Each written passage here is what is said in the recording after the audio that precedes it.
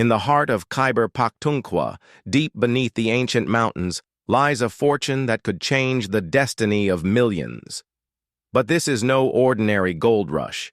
It's a geopolitical chess game, one that stretches from Peshawar to Washington, from tribal valleys to boardrooms in Riyadh, Beijing, and New York. What's buried in the soil of KP isn't just copper, marble, or lithium, it's power. And now everyone wants a piece. Before we dive into this incredible story, make sure to like, subscribe, and turn on notifications for Timeless America. For centuries, the tribal lands of northern Pakistan have carried whispers of hidden riches. Villagers spoke of stones that shimmered in the sunlight, of rivers that ran near gold veins, of black dust that burned hotter than firewood. But the wealth beneath Khyber Pakhtunkhwa remained largely untouched, not because it wasn't valuable, but because it was too dangerous, too complicated, and too political. Until now, Khyber Pakhtunkhwa, or KP as it's called, is a rugged province that borders Afghanistan. It's home to breathtaking landscapes and untold geological wealth. KP's underground riches include marble and granite, some of the finest in the world, often exported without value addition, copper and gold, high potential, yet largely unexplored, chromite, graphite, zinc, and lead, critical minerals for global industry, phosphates, and lithium, highly sought in agriculture and tech. Yet KP has historically contributed less than 1% to Pakistan's GDP through mining. Why? Because for decades the mining sector in KP was chaotic, lawless mining mafias, tribal conflicts, corruption, lack of infrastructure, and a complete absence of regulation. That was the status quo. But in 2025, everything changed. On April 4, 2025, the provincial government of KP introduced a bill that would ignite one of the most heated political battles in the province's history, the Khyber Pakhtunkhwa Mines and Minerals Bill 2025. This wasn't just legislation. It was a declaration of war against decades of disorder, against illegal miners, and even against some of KP's own political elite. Let's break it down. The 2025 bill proposed digitalizing the licensing process to eliminate corruption, establishing the Mineral Investment Facilitation Authority, MIFA, to attract foreign and domestic investors, creating a central geological database, giving investors clear insights, imposing severe penalties for illegal mining, including 5-10 years of imprisonment and heavy fines, encouraging downstream industries such as mineral processing plants to be built inside KP. Sounds good, right? Not to everyone. The bill exposed deep cracks within KP's ruling party, Pakistan Tehreek-e-Insaf, PTI. The chief minister, Ali Amin Gandapur, stood firmly behind the bill, presenting it as a cornerstone of his economic vision for the province. But within his own cabinet, powerful voices rose in protest. Atif Khan, a senior PTI member, accused the bill of centralizing power in the hands of a few and threatening the autonomy of local tribes and district administrations. Others warned that the bill could open the door to foreign exploitation of KP's natural resources. The opposition saw an opportunity and launched a campaign branding the bill as anti-tribal, anti-federation, and anti-poor. Rallies broke out in Dir, Chitral, Kohistan, and even Swat, regions rich in minerals. Protests weren't just political, they were personal. People feared they were about to lose control over land they had mined for generations. What many didn't know, however, was that foreign eyes were already watching. In early 2025, just days after the bill was unveiled, a quiet but powerful delegation landed in Islamabad. Among them was Eric Meyer, Principal Deputy Assistant Secretary at the U.S. State Department. His mission? To discuss investment opportunities in Pakistan's untapped mineral wealth and ensure that America didn't fall behind in the global race for critical resources. This wasn't just diplomacy, it was strategy. With tensions rising between the U.S. and China, Washington is in desperate need of new sources of lithium, cobalt, and copper. Minerals like these are the lifeblood of the tech economy, essential for electric vehicles, batteries, semiconductors, and military tech. Pakistan, particularly KP and Balochistan, has them. Lots of them.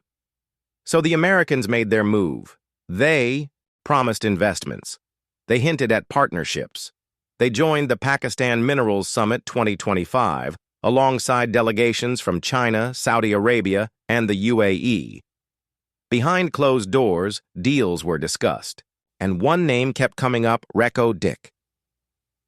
While the KP bill grabbed headlines in Peshawar, the Reko Diq project was quietly shaping Pakistan's entire mineral strategy. Located in Balochistan, Reko Diq is home to one of the world's largest copper and gold deposits, worth more than $90 billion. And here's the kicker. The company running it, Barrick Gold, is Canadian, but with strong U.S. ties, and a significant part of its financing is backed by the U.S. Export-Import Bank. In 2025, Barrick received approval to develop the mine with operations beginning by 2028, lasting for 42 years. Reko Diq became more than a mine. It became a symbol of U.S. influence in Pakistan's resource sector. And the KP bill? A blueprint to repeat Reko Diq's model, but this time in the north. As the U.S. worked behind the scenes, Saudi Arabia and the United Arab Emirates went public. In February 2025, both countries pledged a combined investment of $46 billion into Pakistan's mining and mineral sectors, focusing on KP and Balochistan. These weren't loans. These were strategic partnerships, with stakes in infrastructure, refining, and even green mineral processing plants. Why the rush? Because whoever controls Pakistan's minerals controls a future supply line of green energy materials, from rare earths to lithium to copper. The Saudis want to diversify beyond oil. The UAE wants to dominate logistics. China is already deeply invested in mining through the China-Pakistan Economic Corridor, CPEC. And the U.S.? It doesn't want to be left out. By the end of fiscal year 2024, KP's mineral royalties had tripled, from Rs 2.2 billion to Rs 6.6 billion. This shocked even the skeptics. And the reason? Crackdowns on illegal mining, the launch of a digital lease auction system, and new international interest triggered by the 2025 bill. But there's a darker side. Local communities in Deir and Malakand report being displaced. Environmental groups warn that KP's fragile ecology is at risk. Tribal elders say they've been cut out of decision-making. Even worse, mining mafia violence surged in Kohistan and Mohmand, where illegal operators clashed with government inspectors. The province stood at a crossroads: wealth or war. By March 2025, internal U.S. memos revealed a classified strategy to fast-track mining partnerships in KP and Balochistan.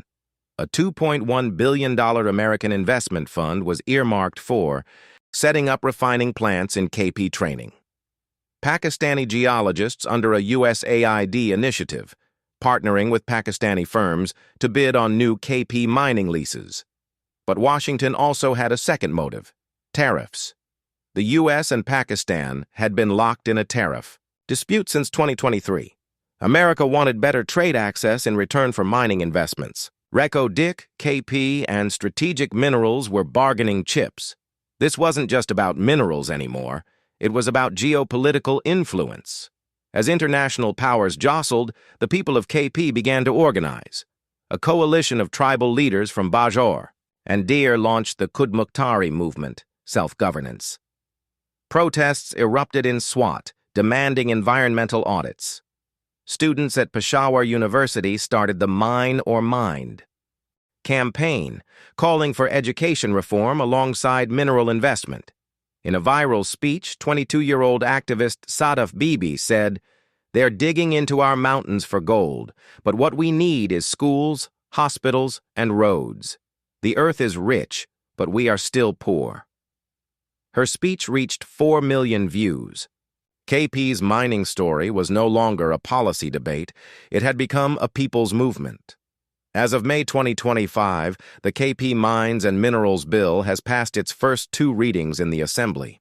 Amendments are being debated, including greater tribal oversight and environmental protections. International investors remain hopeful. Washington is pushing for final approval. The Saudi and UAE delegations have begun feasibility studies in the Swat Valley, but uncertainty hangs in the air. Will KP become a mineral-powered success story, or will it fracture under the weight of corruption, conflict, and foreign influence?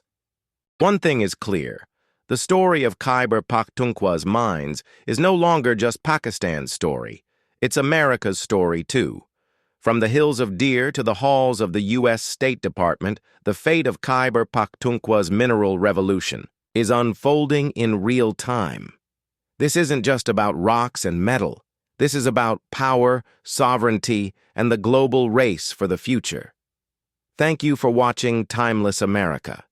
If you want to stay updated on how the U.S. connects with events halfway across the world and how those connections affect all of us, don't forget to like, subscribe, and ring the bell.